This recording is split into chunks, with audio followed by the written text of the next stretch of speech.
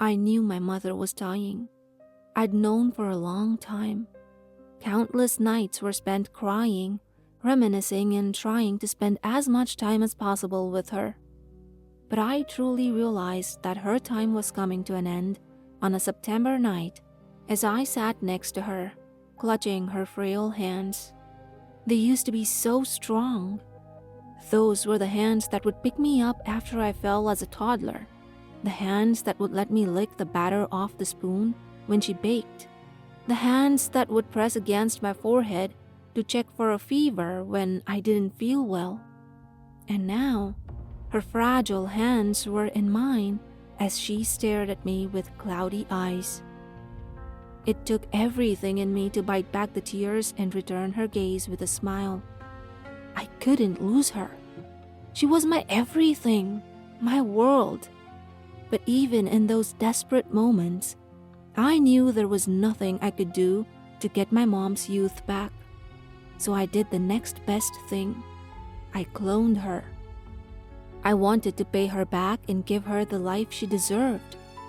My mother rarely talked about her childhood, but through bits and pieces, I could tell that it had been hard for her. She had done so much to raise me with the proper values and wisdom, and I felt that I owed everything to her. So to pay her back, I would remake her childhood and give her what she truly deserved. I was determined to forge her not just into the woman she had become, but an even better version. A happier Gwen, a healthier Gwen.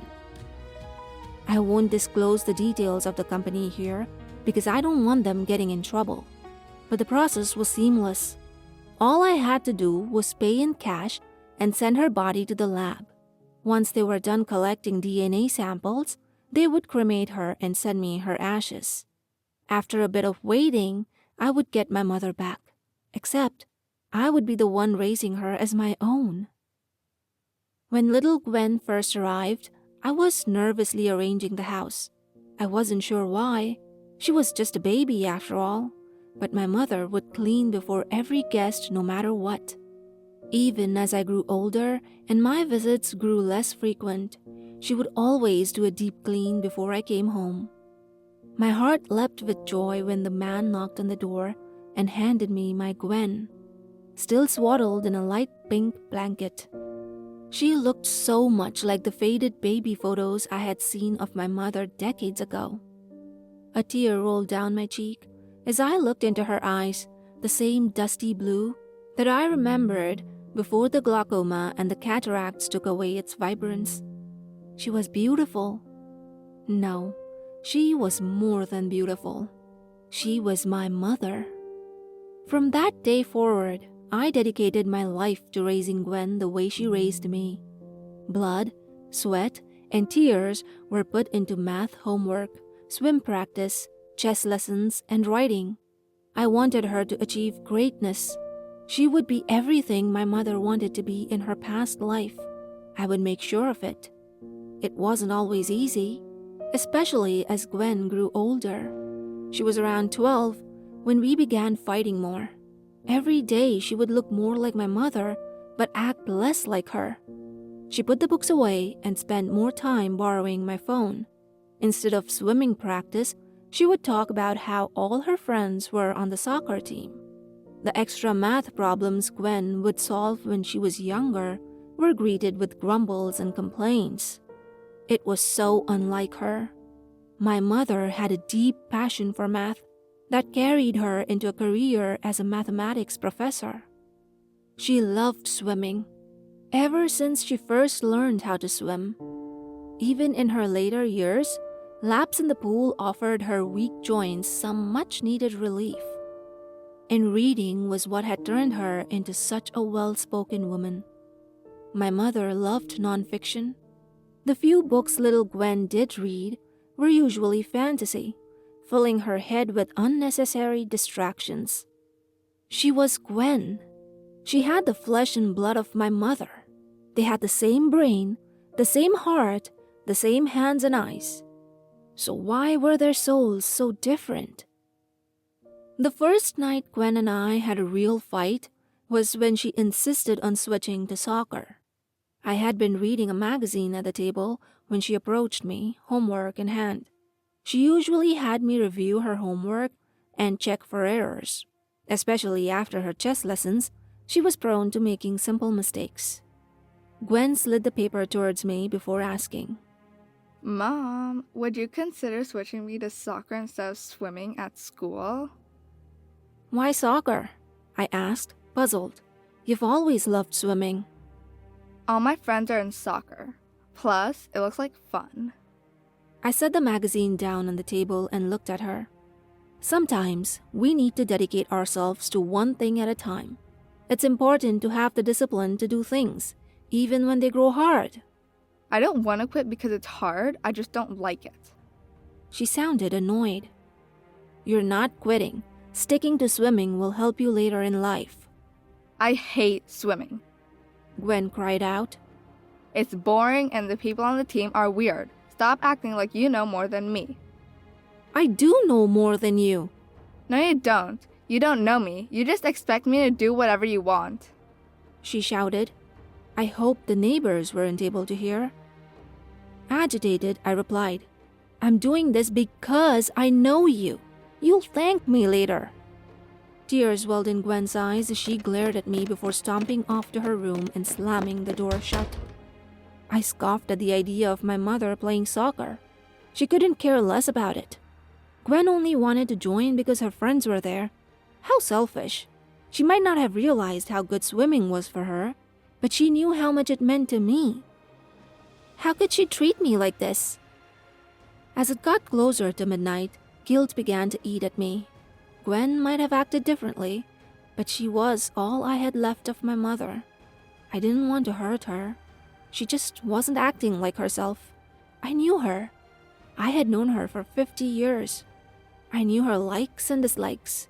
I knew what helped her sleep at night. I knew how talented she was. I knew how much she committed herself to a challenge. Gwen should have known that I knew her best. But she was still growing, just like my mother once did. Everybody went through puberty. Everybody wanted to try new things. Everybody got into arguments. It wasn't like I didn't expect these fights. I just never really prepared for them. She would just have to trust me. She should have known that I knew her best. Gwen just needed to stick with it. She had the potential for greatness that my mother could only dream of. Everybody said it. Coaches, teachers, even parents of her friends. She was a star in everything she did. So why was she trying to push away the very things that made her great? The question kept repeating in my head, so I told myself that she was just being foolish, that it was the hormones talking. But I knew I'd hurt her, and I didn't want to lose her twice. They might act completely different right now, but she was all I had left of my mom. I crept to her bedroom and opened the door just a crack to see if she was still awake. Gwen's chest rose and fell steadily, so I pushed it open even farther. She looked so much like my mom that it hurt. Every day, I would see my mother in her more than the day before. She looked healthier though, with fuller cheeks and twinkling eyes. It was what my mother should have looked like in her youth. I took another step closer, my eyes watering. The familiar pang in my chest had returned. "Mom," I whispered, "I miss you so much." Gwen's heavy breathing stopped. "I'm here, Stacy." I froze. Did I wake her up? But the heavy breathing returned, and the tension in my shoulders relaxed. Weird. Gwen had never sleep-talked before. She sounded like my mother. I could almost hear that familiar depth in her adult voice. I crouched beside her bed. Maybe I should let her try soccer. It could solidify her love for swimming if she tried a different sport and didn't like it. Stacy. Gwen groaned. Her eyes remained closed. I reached out and cupped her smooth face. I could feel her heartbeat where my fingers rested beneath her ears. "I'm here, Gwen," I whispered. Her eyelids fluttered. but remained closed. Stacy, baby. It's me, Mommy. I held back a sob. She sounded so much like my mom. Could it really be her? Was she speaking to me through little Gwen? Mommy? Yes, Pumpkin. My mom had always called me Pumpkin. It was something reserved between us. As much as I missed her, I never told little Gwen about the nickname she'd once given me in her past life. I tried not to let Gwen know too much about my mother. I couldn't let her catch on. It would be too big of a shock, and I didn't want her to question her whole humanity, her very life. I wanted her to live like a normal person. I've missed you so much, dear. She spoke again. Oh God, it really was my mom. How was this possible? Tears kept streaming down my face as I realized that I was speaking to her again. Somehow, I was here, talking to the one woman I would have done anything in the world for. I felt like a little girl. It was so good to hear her old voice one last time. I'd recorded her in her final days so that I could listen to her, but it was nothing compared to this moment. Her voice sounded so much stronger now, older, but stronger. I've missed you too. I couldn't tell if what I said was discernible between my hiccups. I was crying quietly to not wake Gwen up, but it was so hard. I let my tears fall onto the blanket beside her. Now, honey, we don't have a lot of time. Gwen might wake up soon. What do you mean? I need you to trust me on this, okay? Do you want to see me again? I nodded vigorously. I would give anything to spend one last day with my mother again. Yes, of course. Where your hands are, do you feel that pulsing? I paused. What I had mistaken for a heartbeat was actually something else entirely. There was something underneath her skin pushing from inside, like it was trying to get out. It moved at a steady pace, but it definitely wasn't natural. Yes, Mom. It felt so good to address my mom again. I never thought I would be able to say it after she died. That's me. Can you feel me pushing? I nodded, my breath hitching in excitement. I could feel her. I was only millimeters away from feeling my mother. This is going to sound strange, but you need to believe me. You know that I've never lied to you before, right? Okay. Gwen is a skin. They did more than just clone her. They put my soul inside of her too. I furrowed my brow. Skin? What do you mean? Gwen suddenly shifted, and I quickly drew my hand back towards my chest. My mother waited for her deep breathing to resume before she continued. It was never about cloning. They targeted people who had lost loved ones for a reason.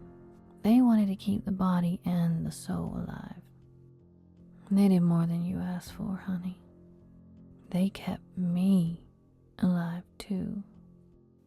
I pinched myself to make sure I wasn't dreaming. It sounded unbelievable, but my mother wouldn't lie to me. But Gwen is nothing like you. She strays farther from who you were every day. Gwen is my shell, honey. But she is not me. I'm here, but Gwen and I are two separate beings. I lost track of time as my mother explained the situation. More than once, Gwen moved in her sleep, and every time she did, I feared that she would wake up and I would lose the chance to speak to my mother again. But my mom went on, explaining how Gwen was simply a vessel for her, how inside, her soul had drawn enough of little Gwen's energy and cells for her to begin growing inside of her clone. The company had done more than it had promised. In fact, It had recreated life in a way that no other scientists were able to do. They had reversed death. They had brought my mother back from the dead, all for a couple $100,000 in cold hard cash. It was a steal, honestly. It's getting tight in here, honey. I'm going to need to be let out soon. Is there anything I can do to help, Mom? I couldn't stop saying it. I'll do whatever it takes, Mom. I tasted the words on my tongue. It felt so good. For a few moments, my mother didn't say anything. Mom? I asked again. This is going to be the hard part. I'll do it. I'll do anything to see you again. My heart raced with excitement. I missed my mother so much. When I was a little girl, she always told me when I'd hurt her. She reminded me when I was being ungrateful. She'd teach me equality, to show that the pain from her blows were less than the pain she felt when I'd make a mistake. I still needed to make it up to her. I had hurt her with my mistakes, my failed tests, my petty complaints. So much of her pain and suffering had been caused by me. But I could fix it all now. My mother was so wise, but she was gone before she could teach me everything. There was still so much I could learn from her. I needed to see her again, to hear her voice and hold her hand. Little Gwen wasn't enough. She might have looked like her, but she was nothing like my mother. And I was so close to being back with her again. Some might have called it a big sacrifice when I did what I did. Others might have said it was a risk. But my mother was always right, so I had to listen. I would hurt anybody just to protect her. That's why, when she told me to press a pillow against Gwen's face, I didn't protest. She said Gwen couldn't actually feel pain. When she told me to start cutting at Gwen's scalp, I listened again, slicing obediently until there was no skin left. All the struggle and blood was worth it when fingers protruded from flesh, eventually becoming arms, which became shoulders, and soon emerged the face of my mother. Her bones and joints cracked as she crawled out of her shell, but her movements were distinctly hers. She was so small, but she would continue to grow now that she had more space. A smile formed on my lips as I drank up the sight of her. I'd missed the mole on her lip and the slight hunch in her posture. Little Gwen didn't have those things. Standing before me was my mom, just as beautiful as I remembered. And that was all that I needed. Thank you, Stacy. You've made me so proud. My heart soared as a smile bloomed across my face. It was all I had ever wanted to hear. When I was younger, she would offer her critiques to better me. I knew she wanted me to be the best version of myself, but in my teenage years, I'd resisted. Then I went to university and moved out, and I couldn't prove myself to her like I wanted to. Her harsh comments and painful strikes and blows all made up for this moment. I had finally done it. I'd made her proud, and all I had to do was listen. This is why I didn't protest against her, because my mother was always right. I'm posting this now for those of you that want to see your loved ones again. It's possible. I've found my happiness, and maybe you can too. What do you guys think about the story? I'd like to thank Whispering Scream for voicing the mother, and my daughter who voiced Gwen. If you enjoyed the story, do leave a like and comment down below. I'll see you next time with another story, but the horror doesn't end here, so go ahead and choose your next nightmare.